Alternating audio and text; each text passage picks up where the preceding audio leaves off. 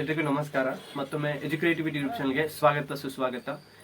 ಅನೇಕ ವಿದ್ಯಾರ್ಥಿಗಳು ಅನೇಕ ಆಸ್ಪಿರೆಂಟ್ಸ್ ಪ್ರಶ್ನೆ ಏನಂತಂದ್ರೆ, ಸರ್ ನಾವು ಈಗ ಅತಿಥಿ ಶಿಕ್ಷಕರು ಏನು ಕರೆದಾರಲ್ಲ 51,000 ಅದಕ್ಕೆ ನಾವು ಹೋಗಿ ಜಾಬ್ ಮಾಡ್ಬೇಕಾ ಅಥವಾ ಮುಂಬರುವ GPSTR HSTR ಮತ್ತು PSTR ಪರೀಕ್ಷೆಗೆ ಓದ್ಕೊಳ್ಬೇಕಾ, ಮತ್ತೆ TT ಪರೀಕ್ಷೆನೂ ಬರ್ತದೆ ಅದಕ್ಕೆ ಓದ್ಕೋಬೇಕಾ ಅಂತ.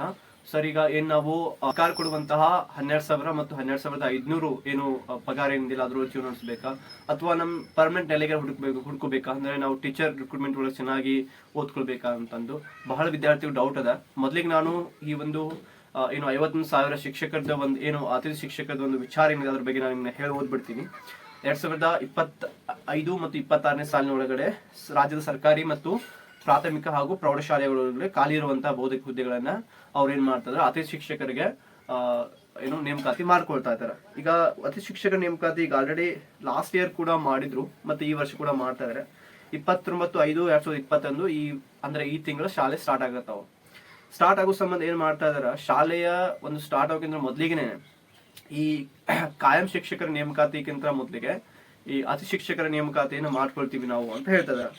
ರಾಜ್ಯದ ಸರ್ಕಾರಿ ಪ್ರಾಥಮಿಕ ಶಾಲೆಗಳಲ್ಲಿ 45,000 ನೋಡ್ರಿ, ರಾಜ್ಯದೊಳಗ 45,000 ಅತಿಥಿ ಶಿಕ್ಷಕರನ್ನ, 11,000 ಪ್ರೌಢಶಾಲಾ ಶಿಕ್ಷಕರನ್ನ, ಅತಿಥಿ ಶಿಕ್ಷಕರನ್ನ, ಒಟ್ಟು 56,000 ಶಿಕ್ಷಕರ ನೇಮಕಾತಿ ಮಾಡ್ಕೊಳಕ್ ಸರ್ಕಾರ ಕೋರಿ ಪ್ರಸ್ತಾವನೆ ಸಲ್ಲಿಸಿರ್ತಾರೆ. ಓಕೆ, ಆದ್ರೆ ಪ್ರಸ್ತಾವನೆ ಸಲ್ಲಿಸಿದ್ರೊಳಗ ಸುಮಾರು ಇವಾಗ ಏನ್ ಹೇಳ್ಯಾರ ಅವರು, ಸರ್ಕಾರಿ ಪ್ರಾಥಮಿಕ ಶಾಲೆಗಳಲ್ಲಿ 40,000 ಮತ್ತು ಸರ್ಕಾರಿ ಪ್ರೌಢಶಾಲೆಗಳಲ್ಲಿ 11,000 ಅಂದ್ರೆ ಇನ್ನು 51,000 ಹುದ್ದೆಗಳನ್ನ ಸರ್ಕಾರಿ ಈ ಶಿಕ್ಷಕರ ಒಳಗಡೆ ವಿಶೇಷವಾಗಿ ಅವರು ಅತಿಥಿ ಶಿಕ್ಷಕರ ನೇಮಕಾತಿ ಮಾಡ್ಕೊಳಿಕ್ ಹೊಂಟಾರ.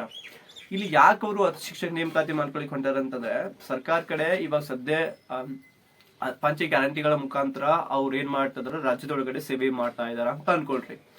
ಸೊ ಅದಕ್ಕೋಸ್ಕರನೇ ನಾವು ಬಜೆಟ್ ಅನ್ನ ಬಹಳಷ್ಟು ಮೀಸಲಿಡೋದ್ರಿಂದ, ಬೇರೆ ಬೇರೆ ಇಲಾಖೆಯಲ್ಲಿ ಕೂಡ ಬಜೆಟ್ ಕಡಿಮೆ ಆಗಿರೋದ್ರಿಂದ, ಹಿಂಗಾಗಿ ನೇಮಕಾತಿ ಒಳಗಡೆ ಆರ್ಥಿಕ ಇಲಾಖೆ ಒಪ್ಪಿಗೆ ಕೊಡ್ಬೇಕಾಗಿರೋದ್ರಿಂದ ಒಪ್ಪಿಗೆ ಕೊಡ್ತಾ ಇಲ್ಲ. ಅನೇಕ ಸಮಸ್ಯೆಗಳಿದಾವ. ಎಲ್ಲದಕ್ಕೂ ಮೂಲ ಆರ್ಥಿಕ ಮೂಲ ಸರಿ ಇಲ್ಲ ಅಂತಂದ್ರೆ ಒಂದು ರಾಜ್ಯದ ಪರಿಸ್ಥಿತಿ ಹದಗೆಟ್ಟು ಹೋಗ್ಲಿಕ್ಕೆ ಸಾಧ್ಯ ಇದೆ. ಸೊ ಹಿಂಗಾಗಿ ಸದ್ಯ ನನ್ನ ಕಡೆಯಿಂದ ಎಷ್ಟು ಬ್ಯಾಲೆನ್ಸ್ ಮಾಡ್ಲಿಕ್ಕೆ ಆಗ್ತೇನೋ ಅಷ್ಟು ಬ್ಯಾಲೆನ್ಸ್ ಅನ್ನ ಸರ್ಕಾರ ಮಾಡ್ಲಿಕ್ಕೆ ಹೋಗ್ತಾ ಇದೆ. ಅದರ ಒಂದು ಕಾರ್ಯವೇ ಯಾವುದು, ಈ ಅತಿಥಿ ಶಿಕ್ಷಕರ ಒಂದು ನೇಮಕಾತಿ. ಈ ನೇಮಕಾತಿ ಒಳಗಡೆ ನೀವು ಹೆಂಗ ಆಯ್ಕೆ ಆಗ್ಬೇಕಪ್ಪ ಇದಕ್ಕಂತ ಅನೇಕರು ಕೇಳಿದ್ರೆ, ದಯವಿಟ್ಟು ನಿಮ್ಮ ಒಂದು ತಾಲೂಕಿನ ಆಯಾ BEO ಕಚೇರಿಗೆ ಹೋಗಿ ಭೇಟಿ ಕೊಡ್ರಿ. ಯಾವ್ಯಾವ ಶಾಲೆ ಒಳಗಡೆ ಎಷ್ಟೆಷ್ಟು ಅವ್ರು ಏನು ಅತಿಥಿ ಶಿಕ್ಷಕರ ನೇಮಕಾತಿ ಮಾಡ್ಕೊಳ್ಳಿಕ್ಕೆ ಆದೇಶ ಹೊರಡಿಸಿರ್ತಾರಲ್ಲ ಅಥವಾ ಅದ್ರ ಬಗ್ಗೆ ಎಲ್ಲ ಅಲ್ಲಿ ಇರ್ತದ ಇನ್ಫಾರ್ಮೇಶನ್, BEO ಕಚೇರಿಗೆ ಭೇಟಿ ಕೊಡ್ರಿ. ಇಲ್ಲ ಅಂತಂದ್ರೆ ನೀವು ನಿಮ್ಮ ಸುತ್ತಮುತ್ತಲಿನ ಶಾಲೆಯ ಮುಖ್ಯೋಪಾಧ್ಯಾಯರನ್ನ, ಹೆಡ್ ಮಾಸ್ಟರ್ ಮತ್ತು ಹೆಡ್ ಮಿಸ್ಟ್ರೆಸ್ ಗಳನ್ನ ದಯವಿಟ್ಟು ಭೇಟಿ ಕೊಡ್ರಿ. ಅವ್ರಿಗೆ ಹೆಚ್ಚಿನ ಮಾಹಿತಿ ಗೊತ್ತಿರ್ತದ. ಸೊ ಅವರು ನಿಮ್ಗೆ ಅಪ್ರೋಚ್ ಮಾಡ್ತಾರ. ಮುಂದೆ ಬಂದ್ಬಿಟ್ಟು ಇದಾದ್ಮೇಲೆ ನೀವು ಸರ್ ನೆಕ್ಸ್ಟ್ ಕ್ವಶನ್ ಏನಂತಂದ್ರೆ, ಈ GPSTR HSTR ಓದೋಣ ಅಥವಾ ಜಾಬ್ ಮಾಡ್ಲಿಕ್ಕೆ ಹೋಗೋಣ ಅಂತ, ಮತ್ತೆ ಎರಡೂ ಮಾಡ್ತಾ ಹೋದ್ರೆ ಹೆಂಗ್ ಸರ್ ಅಂತ ನಾನ್ ನಿಮ್ಗೆ ಏನ್ ಹೇಳಕ್ ಸಜೆಷನ್ ಕೊಡ್ತೀನಿ ಅಂತಂದ್ರೆ, ಈಗ ನೀವೇನಾದ್ರೂ 10ರಿಂದ 5 ಗಂಟೆವರೆಗೆ ಕೆಲಸ ಮಾಡ್ಲಿಕ್ಕೆ ಹೋದ್ರಿ ಅಂತಂದ್ರೆ, you are not going to be study after the 5 o'clock. ನನ್ಗೆ ಗೊತ್ತಿದೆ, ಯಾಕಂದ್ರೆ ಫುಲ್ಲಿ ಟೈರ್ಡ್ನೆಸ್ ಆಗಿರ್ತದ.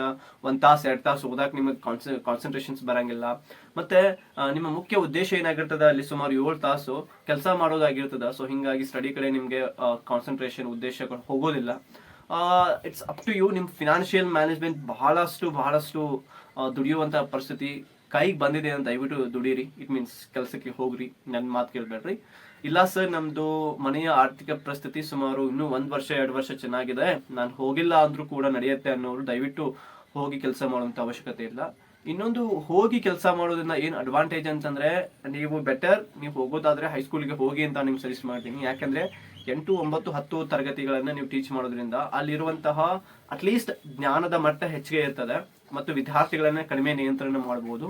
ನಿಯಂತ್ರಣ ಅಲ್ಲಿ ಕೂಡ ಮಾಡಬೇಕು, ಅಲ್ಲಿ ಕೂಡ ಕೆಲಸ ಇರ್ತದೆ. ಸೊ ಹಿಂಗಾಗಿ ಇನ್ನ ವಸತಿ ಶಾಲೆಗೆ ಹೋಗೋರು ನಾನು ನಿಮ್ಗೆ ಏನ್ ಸಜೆಸ್ಟ್ ಮಾಡ್ತೀನಿ ಅಂತಂದ್ರೆ, ವಿಶೇಷವಾಗಿ SLC ಯನ್ನ ನೀವೇನಾದ್ರೂ ಕ್ಲಾಸ್ ಟೀಚರ್ ಆಗ್ಲಿಕ್ಕೆ ಅವ್ರ ವಿದ್ಯಾರ್ಥಿಗಳ ಪಾಠಗಳನ್ನ ಏನಾದ್ರು ಹೇಳಿಕ್ ಹೋದ್ರೆ ಅಲ್ಲಿ ನಿಮ್ಗೆ ಹೆವಿ ಏನ್ ಮಾಡ್ತಾರ, ಕೆಲಸಗಳನ್ನ ಕೊಡ್ತಾರೆ. ಅವ್ರಿಗೆ ಬಹಳಷ್ಟು ಏನಿರ್ತದ, ಟೆಸ್ಟ್ ಸೀರೀಸ್ ಗಳನ್ನ ನಡೆಸಬೇಕಿರ್ತದ. ಪುರುಷತ್ವ ಸರಣಿ ಪರೀಕ್ಷೆ ವಿಶೇಷವಾಗಿ ವಸತಿ ಶಾಲೆಯ ಒಂದು ಸಂಘದ ಅಡಿಯೊಳಗಡೆ ಹೆಚ್ಚಿನ ಒಂದು ಟೆಸ್ಟ್ ಗಳನ್ನ ಕಂಡಕ್ಟ್ ಮಾಡ್ತಾರೆ. ಅದಾದ್ಮೇಲೆ ನಿಮ್ಗೆ ಅವರು ಏನು ಚೆನ್ನಾಗಿ ಕೊಡ್ತಾರ, ಬಟ್ ಅದ್ಬಿಟ್ರು ನಿಮ್ಗೆ ವರ್ಕ್ ಸ್ವಲ್ಪ ಏನಿರ್ತದೆ ಹೆವಿ ಇರೋದ್ರಿಂದ ಇಟ್ಸ್ ಅಪ್ ಟು ಯು. ಮುಂದೆ TET ಪರೀಕ್ಷೆಗೆ ಓದ್ಲಿಕ್ಕೆ ಜಾಬ್ ಮಾಡ್ತಾ ಆಗ್ತದ ಅಂತಂದ್ರೆ ಅಫ್ಕೋರ್ಸ್ ಆಗ್ತದೆ, ಬಟ್ ಆದ್ರೆ ಸ್ವಲ್ಪ ಡಿಫಿಕಲ್ಟೇ ಆಗ್ತದ. ನೋಡ್ರಿ, ಕೆಲವೊಬ್ರು ಒಂದು 50 kg ಭಾರ ಹೊರ್ತಾರ, ಕೆಲವೊಬ್ರು 100 kg ಭಾರ ಹೊರ್ತಾರ. ಅದು ನಿಮ್ಮ ಶಕ್ತಿ ಮತ್ತು ಸಾಮರ್ಥ್ಯದ ಏನು ಸಂಬಂಧಪಡ್ತದ. ನಿಮಗೆ ಏನ್ ಸಜೆಸ್ಟ್ ಮಾಡ್ತೀನಿ ಅಂತಂದ್ರೆ, ನಿಮಗೆ ನಾವು ಹೆಚ್ಚಿನ ಭಾರ ಬರುವಂತ ಶಕ್ತಿ ಇದೆ ಅಂತ ದಯವಿಟ್ಟು 2 ಮಾಡ್ಲಿಕ್ಕೆ ನೀವು ಹೋಗ್ರಿ. ಇಲ್ಲ ಸರ್ ನನಗೆ ಒಂದೇ ಮಾಡಕ್ಕೆ ಸರಿ ಆಗ್ತಾ ಇಲ್ಲ ಅಂತ ದಯವಿಟ್ಟು ಓದ್ರಿ. ಸ್ವಲ್ಪ ರಿವಿಷನ್ಸ್ಗಳನ್ನ ಜಾಸ್ತಿ ಮಾಡಿ. ಏನು ಓದೇ ಇಲ್ಲ ಅನ್ನೋರು ದಯವಿಟ್ಟು ಕೂಡ ಓದ್ರಿ. ಯಾಕಂದ್ರೆ ಓದೋದು ಬಹಳ ಇದೆ, ನನ್ನ ಪ್ರಕಾರ ಕಲಿಯೋದು ಬಹಳ ಇದೆ. PUC ವರೆಗೂ ಟೆಕ್ಸ್ಟ್ ಬುಕ್ಸ್ಗಳನ್ನ ಸುಮಾರು ಒಂದು 8 ರಿಂದ 10 ಬಾರಿ ಓದ್ಬೇಕಾಗ್ತದೆ. ಇದು ನನ್ just suggestion, up to you. Next ಇದು ಬಂದ್ಬಿಟ್ಟು ಈ ಅತಿ ಶಿಕ್ಷಕರ ನೇಮಕಾತಿಗೆ ಏನು ಇದೆಯಲ್ಲ, ಅದನ್ನ ನಿಮ್ಗೆ ಆದಷ್ಟು ಬೇಗ ನಾನು ಹೆಚ್ಚಿನ ಮಾಹಿತಿಗಳನ್ನು ಕೊಡ್ಲಿಕ್ಕೆ ಮುಂದೆ ಬರ್ತೀನಿ. ಮತ್ತೆ ಅದೇ ರೀತಿಯಾಗಿ ನನ್ನ ಚಾನಲ್ ನೀವು ಸಬ್ಸ್ಕ್ರೈಬ್ ಮಾಡ್ತೀರಿ ಅಥವಾ ಏನು ನಿಮ್ಮ ಫ್ರೆಂಡ್ಸ್ ಕೂಡ ತಿಳಿಸ್ತಾರೆ ಅಂತ ಹೇಳ್ತಾ ಈ ವಿಡಿಯೋನ ಇಲ್ಲಿಗೆ ಮುಗಿಸ್ತೇನೆ. ನಮಸ್ಕಾರ.